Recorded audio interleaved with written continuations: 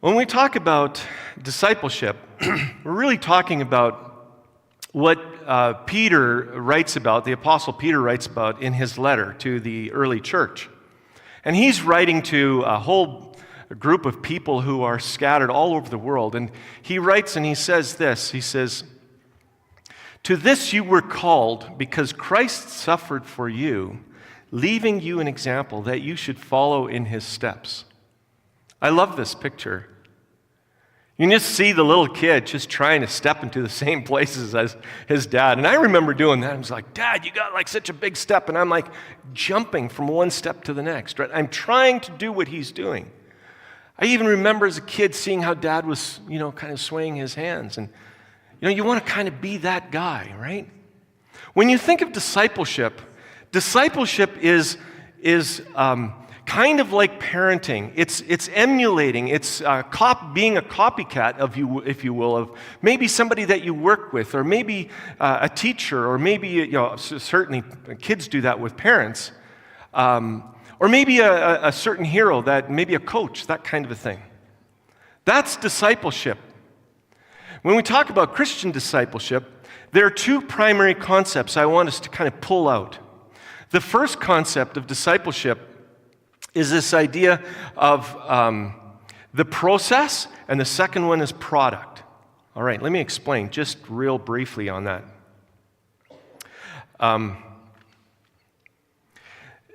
The one has to do with following after, okay? And it's this idea of there's a process, there's an involvement with people, and it's this idea of following after who Christ is. The early Anabaptists had this idea. Those are the forerunners of the Mennonites. So during the 16th century, they were actually known as radical reformers, these early Anabaptists. They said, we're not just going to kind of reform a little bit. We're going to really be transformed and going to be kind of what the church was originally meant to do. And we as Christians are going to be kind of radical Christians. That's how they understood it. And whatever how Jesus lived, that's how we ought to live. We're going to follow in his steps. And they had a particular kind of word that they used for that, which would be simply translated as following after Christ. It was a commitment that Christ is who we will emulate. So that primary concept of discipleship was Christ. And then the second part of that was this idea that you don't do it alone. You actually don't only follow Jesus, but you invite others to follow Jesus with you. When Paul writes to the early church, he says, "Follow me as I follow Christ." Now, we all need people in our lives to help us understand what it means to follow Jesus. And so I don't know where you've been at in your spiritual journey, but very likely you look to somebody to get some idea, some clue, somebody to help you in your spiritual journey. And you will be the same kind of person for somebody else. It might be a friend, it might be a child, it might be a neighbor, it might be somebody who comes to faith in the youth ministry. I don't know what that might mean. But all of us are, in some way, in some capacity, being called to lead out so that others will follow in behind us. And that's where these two words come in. There's a process, we do that with others, and there's a product, it's Jesus. We become like him in who we're following. Now, I've put up a little chart here. This is really what we're about as MB churches. In the middle, you will see really our vision or our mission kind of statement. It says, "To cultivate a community and culture of healthy disciple-making churches and ministries, faithfully joining Jesus in his mission." And what that simply means is that we're trying to create environments so that in our churches, we follow Jesus. We follow him. And it becomes part of that process of all of us coming together and walking together in following Jesus. Now, I wanted to highlight something, and I actually forgot, but now I'm going to share it here. Years ago, somebody told me they had been to Israel, and they had noticed in the tour of Israel that there was kind of an older man and a whole string of guys following him, younger guys. And the lead guy was limping. And he was limping as he was walking along. And all these guys in behind the leader was limping. Where all of them were limping as well. That was kind of odd. And so the conversation was, well, what was that about? Oh, well, that was a rabbi who had a school of students, a school of disciples. And if you really wanted to understand what their master rabbi was trying to teach, you had to physically do exactly as he was doing. And they would literally seek to try and step into the footprints, but they would do it in the same kind of way of limping. It was really kind of a literal approach of following Jesus. You see, a lot of times in our personal journey, we would say something like, Jesus, can you walk with me? Now, that's not altogether incorrect. But sometimes the emphasis is like, well, Jesus, why don't you put your hand on my shoulder just so that I feel good about where I'm going? Why don't you help me do what I want to do? But that's not what discipling is. Discipling is the other way around. It's me putting my hand on Jesus' shoulder and him leading me, and behold, it says, and watch or look. If you do that, I'm with you always. That's the image. Walking in his steps. And this is the culture that we're trying to encourage all of our churches to be churches in which we follow Jesus, in which we emulate Jesus, to be the disciples who also make disciples of others. That's what discipleship is about. And the cost can be actually pretty high. If you noticed in that phrase in 1 Peter, leaving you an example, what? What kind of example? Suffering. It's challenging. It's difficult, and sometimes people all over the world and places can bear witness to that challenge. There are 4 areas that we want to work in, and Tim just asked if I would just highlight a couple of things. I know it's kind of high level. I'll share some other things a little bit later. We do it in 4 areas. If you think about us in 4 areas in which we actually try and live this out, and it impacts you as a local church. One of the things that we do is we focus in on spiritual health and theology. We want every church to be healthy in their understanding of the scriptures and the understanding of who God is and living that out. And so we have a credentialing process for all of our pastors who go through that credentialing process. It is a way for them to kind of test them, to kind of encourage them with the questions that they might have, and to walk alongside them in their questions, in their challenges, and even in their many contemporary kinds of issues that we face in these days. And that's what that team does. We encourage them. Another way that we do that is through leadership development. We want to be part of the young leaders and developing leaders, and so we're looking at developing that even further. And right now, we're working across the country to try and connect all the different leadership things that are going on within the churches, within our schools, and within our camps. I just want to pause. Many of you send your children and grandchildren to camp. It is the most powerful leadership development tool that I know of.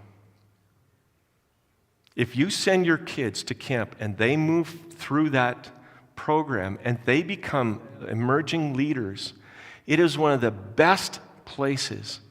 And if you're thinking about where to put money and effort into the development of young leaders. And camp is, in my opinion, and I think research bears it out, the number 1 place for leadership development impact.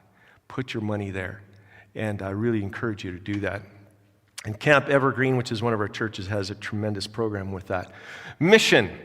Well, that's the other category. So we want to come alongside churches who are reaching out, who are trying to do things like VBS. There are some churches who would love to run a VBS program, Vacation Bible School or day camp or whatever the case might be. They don't have enough people to make it happen. What would it look like if a number of churches came together and said, you know what, we're going to work on this together. And we're going to develop young leaders and all those kinds of things. So that's one of the things we do. We also have 4 churches right here in Alberta, African-based churches, who are joining our group of churches right now. They're in different phases of development. Let me tell you a brief little story. We have been reaching out Central African, Rwanda, Burundi, that group of people. Many of them have come here to Canada as a place of refuge. And many are coming, and many have landed here in Edmonton. In fact, right now, these 4 churches that I'm talking about here, they represent almost a quarter of our people that meet on Sunday mornings, of all the churches here. They're growing rapidly. They're trying to figure out one of our churches, one of our Eritrean churches, which is a member church, they are well over 500 every Sunday morning trying to figure out what do you do with 200 kids and 300 adults, and it's just and they have they're expanding, right? Just a couple of weeks ago, beginning of this week, and just a few weeks ago, I was engaging with a pastor from New Brunswick, from Moncton, and he said, "We'd like to be part of a family of churches. Would you consider us?" Well, hey, we're like how many thousands of miles apart? And he says, I landed here in Edmonton, and I started the Goshen Church here in Edmonton. Some of you might have heard of that church. And I was part of starting this church here in Edmonton. And so I've started a church over there. Well, how many are kind of participating? He says, we're getting new people all the time. Now, why is this significant? Partly because when I was about 15 or 16 years old, my dad said to me, and to all of us at the dinner table, he says, the day will come when the Africans will come to Canada to help us evangelize this country. Dad, really? What do you know that the rest of us don't know? That day is today. And guess what? Many of them have come here absolutely knowing with certainty that God has called them here through incredible difficulty to be missionaries in Canada. And that's the approach they're taking. And so if we can partner together with them, and by the way, if you want a cross-cultural experience, and if you enjoy really loud music and lots of dancing, you don't have to go very far for that. Don't bother going to Africa to listen to African music. You can participate. I'll help you. It's amazing. It's wonderful. Beautiful people. God has called them here. Right? So we partner together. Right? We don't want them to be alone, and we don't want you to miss out the joy of this incredible intercultural experience. And further, the fourth thing that we do is sometimes we just have to have, we have to have conversations. We do assessments with churches and just help churches have conversations about how they're doing on their mission, this kind of mission of making disciples who make disciples. What does that look like? And so we also work with, and sometimes we even do things like policies and some of that really fun stuff, right? Anyways, let me move on. If you want to know more, I want to highlight our convention. We're doing things a little bit different this time around. So we're doing our AGM online, and many of you are going, yes, great. So we're trying something kind of new. We did it during COVID with all the lockdowns. We did our online AGM, and we said, you know what, let's get the business stuff done. And we're going to get it done, and then we're going to have our convention on Friday and Saturday of April 12th and 13th. Now, here's the kicker. Everybody's going like, are you going to get quorum for our online AGM? If every church sends 2 people, we've got quorum. Seriously? That's not a problem, right? Your church is going to send 8 on that line. It's only 2 hours. It's great. Why? Because you want to hear what's going on. You want to be part of it. It's really important for us to do that. And then we've got just some great people lined up that are coming together for our convention. And our theme is Hope in a Hopeless World. We already talked about that. We are in a place in our world where a lot of people feel like there's no more hope. And God has called us to be hope-filled and hopeful and to bring the hope of Jesus into them. And so we're going to be talking about how we can do that. All right. I want to just kind of go back to where I left off here a little bit. If I were to put up 4 chairs over here, and some of you have maybe seen me put up 4 chairs, I was kind of thinking maybe we'd do that, but just for the sake of time, I'm just going to move us through this. But if making disciples was represented in sitting in 4 different chairs, this is kind of what it would look like. The first chair is a little bit like a pre-birth chair, if you will. Okay, it's not quite assembled. if you think about somebody who's on a spiritual journey, it's, before they come to faith, they are kind of in a gestation period. This picture represents a chair that's not quite completed, or it's maybe kind of an IKEA chair, and the whole family has to get together to try and figure out how to put it together. And in some ways, this is the way it is in a spiritual journey, right? Everybody comes together and starts praying for somebody and becoming friends and helping them understand with the questions and maybe even posing questions. And at some point in their faith journey, they kind of cross that line of trusting in Jesus. They cross that line of faith. For some people, it's like a very distinctive, I prayed this prayer. For others, it's like they look back and they go, you know what? My entire train changed direction somewhere, and I'm no longer heading in that direction. I'm going in the opposite way. And they can't quite tell you exactly when it happened, but they know for a fact it happened. They cross that line of faith, and that's when this kind of high chair is represented. New people are like children in the faith. They're childlike, right? They need others to come alongside. They need others to come and disciple them. They need others to come and kind of spoon feed them with the gospel, with the good news of Jesus, and help them understand the Word of God. They're new. They don't know how to do it, just like a mom who feeds a child, an infant. And they mess up their diapers. Yeah, new believers do that. And what do we do when new Christians kind of mess it up? Do we get really mad and upset about them? No, we don't. The timing is sometimes really inconvenient. And then we help them. We get them cleaned up. We pray with them. We walk with them. We journey with them. It's the process of helping them follow Jesus. And then at some point in their journey, they don't actually need to have somebody tell them exactly what to do. They have started to figure it out, and it's kind of like the student chair or the teenager in the faith, if you will, or the young adult, and they are starting to help out. They are starting to contribute to the family's well-being. They can make their own quesadilla. Some of you caught it, all right? They can make their own food. They can make their own craft dinner, right? And they can contribute. They can do that. And then finally, you have the parent in the family. And these are the people who are overseeing. These are the people that are coaching. These are the people who are making sure that things get done. Some of you here in the room are parents. I would venture to say that none of you became parents just to be a parent. And if you really reflect on it, you actually are preparing to be a grandparent. Because you want to grow and develop children who become good parents. Right? They are productive, they're self-sufficient. You don't want your kids to be staying home all their adult life and playing video games downstairs and eating your cheese. Right? Probably not really cool when they're 35. Right? You want them to move out of the house and be responsible. Right? And hopefully at some point, maybe repeat the process in a really helpful and healthy way. That's also how we view the spiritual journey.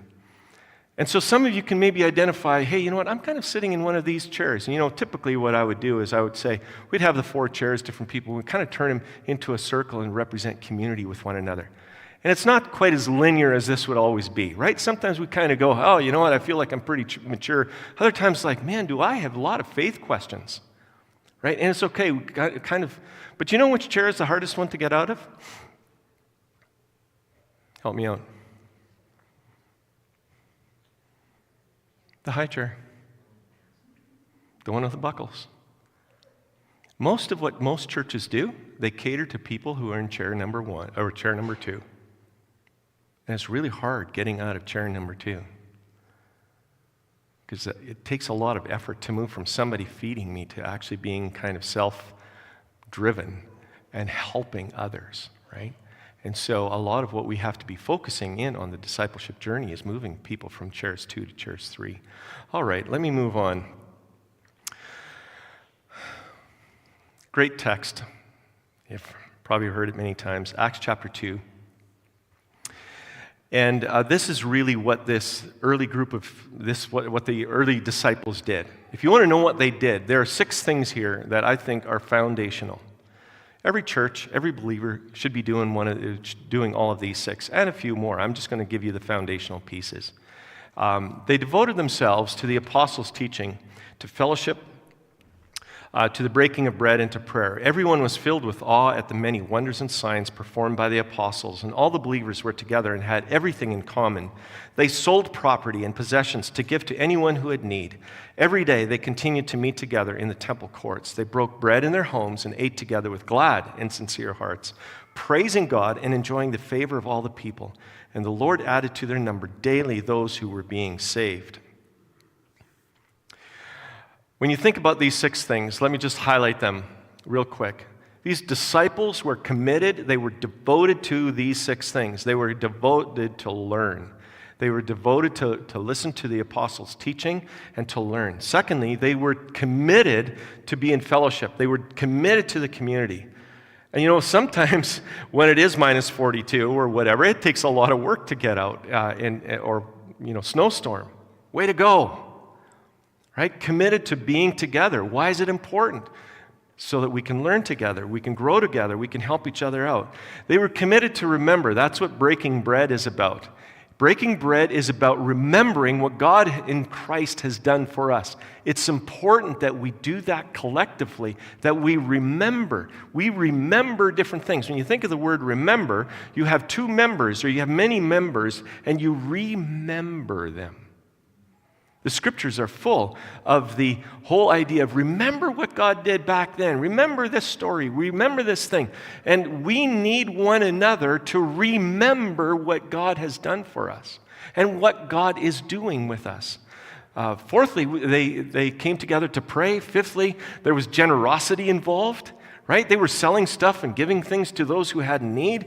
And then they were praising God. There was worship. And when you think about this, discipleship takes practice. You can't just get there in an instant. Just like a child can't become an adult overnight. It requires humility because, there's going to be mistakes. It isn't about perfection. It's about direction. Please keep that in mind. And people say, I'm not good enough. Yeah, no, that's right. You aren't. Neither am I, neither is anyone in this room. But it's about following Jesus, and He is our perfection. It requires others to help. It's Christ-centered devotion, and it often will mean suffering and difficulty. I want to highlight for you, just as we're kind of coming to a close here, something that came into my email inbox I think about a week or so ago. Some of you may be connected with our Thai missionaries, Dave and Louise Sinclair Peters. And if you haven't had a chance to see what's happening in Thailand, you can connect with multiply.net. That's our mission organization.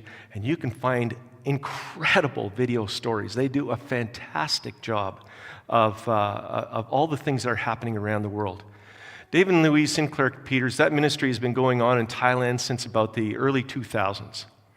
At that point, there were no churches, no churches that represented our family of churches in Thailand. They were brand new missionaries there in 2000. Today, it's the 3rd largest group of churches with our MB churches around the world. And with something like, I believe, around 60,000 members. It's almost double the size of our number here in Canada. It's incredible. We have about 20 different groups like that around the world. And the last I've heard is that there's over 20 groups who would love to join our group of churches from around the world. This is what's happening. What's happening in terms of discipling? What's different? What's happening? You see, God is calling us here in North America to rethink some things and to kind of reimagine how discipling works. And we're facing some of these pressures. You know what I'm talking about. There's pressures of all kinds that we're facing. And so I want to share with you a story that they sent, or kind of a direction. And so they gave some pictures, so there's a bit of a collage of things, and I'm giving it to you exactly the way that she gave it to us, or that they gave it to us, to me. Here it is. People hear the gospel, the good news of Jesus Christ. Our son speaks some Thai. He knows a lot of these folks here, and he was in Thailand for a good while. And so these are some of the stories that he could verify as well. The people hear the gospel, and sometimes it's in a church setting, and other times it's in an individual kind of setting, and they respond in childlike faith. And then She posed the question, what's next? Pay attention. New believers are taught to pray because that's how they learn to experience God. Then they are taught the Word to know the character of God and to obey His wisdom. Then our pastors teach new believers how to worship God and be thankful. Then, once alcoholics, like this couple, joyfully go out and start a new group. And when the believer is willing to forsake all other gods and follow Jesus, they are baptized. I just want you to take a moment, and I'm going to invite you just to respond with a word or phrase, what you noticed in this collage. Okay? What kind of stood out for you? Is any few people kind of willing to just kind of shout out what stood out for you? Teaching. What kind of teaching? Face to face. Yeah. And the basic practices, pray first, the Word. Yes. Very interesting. Well, it's the first thing they did. They taught them to pray and to experience God. And then they taught them the Word so that they might know His wisdom and obey. Right? And that's what Jesus said. He said, I'm not telling you guys to have all the information and that's it. Teaching them to obey everything I've commanded you. Not teaching them to know everything I've commanded you, but teaching them to obey. What else? Someone else. So there's a process, right? There's a clear process, it seemed like. What else did you remember? Forsaking all other gods. Forsaking all other gods. Right? It was leaving stuff behind. Like gods are those kinds of things in our lives that are really important to us, right? Otherwise, it wouldn't be our gods. Right? These things are really important. Forsaking everything. What else? This side of the room. I think there's a lot of wisdom here too. And then, meaning? And then there was another thing to do. Right. There was a real clear process, right? Yeah. They were together. There was never one person by themselves. Yeah. You can't find any pictures where there was one picture there, but he was in the Word, right? But generally, it's a community incredibly important. Excellent. What else? One more from this side. Oh, middle section here. Yeah, we haven't. Oh, this is where the real wisdom is. I know it. Yes. They're taught to worship and to be thankful. That doesn't come naturally to us, does it? They're taught that. A couple more.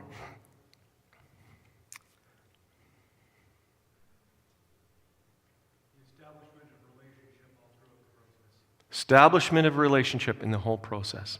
Incredible. Yeah. This one struck out for me. These people who had completely messed up lives, they're now starting another group.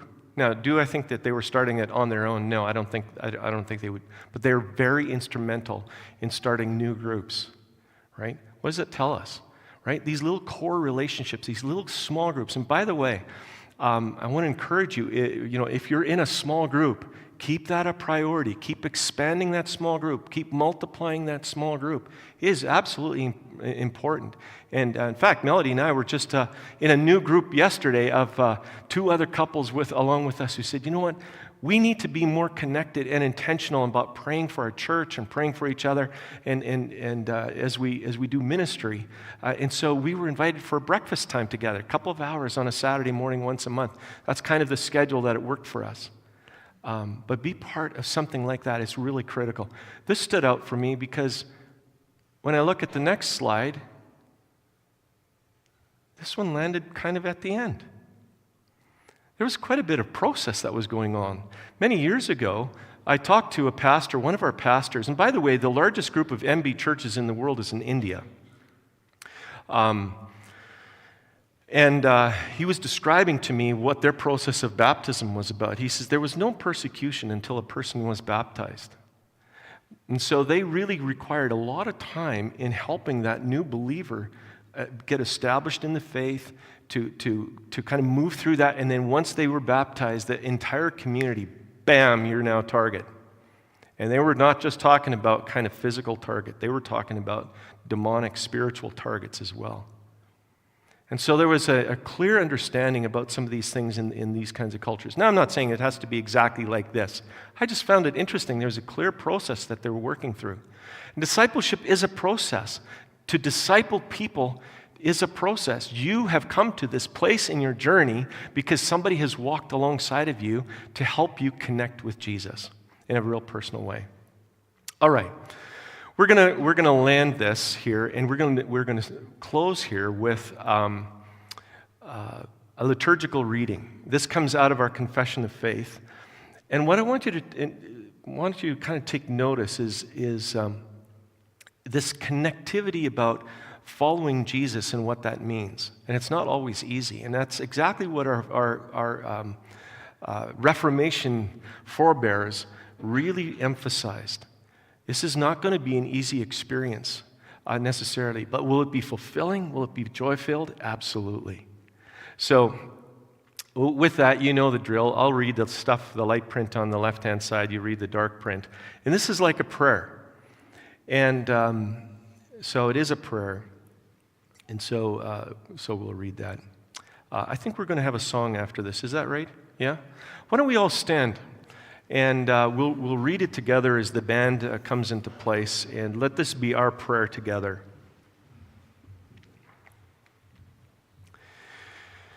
All right. Jesus calls us to walk with him and to follow him.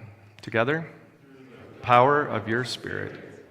Pick up your cross and live, suffer, to surrender our rights, and to die for the cause. Jesus calls us to walk with each other. Do not neglect to meet together, but encourage each other to love and good works. God, you have given us to each other, that together we might discover your holy and perfect will.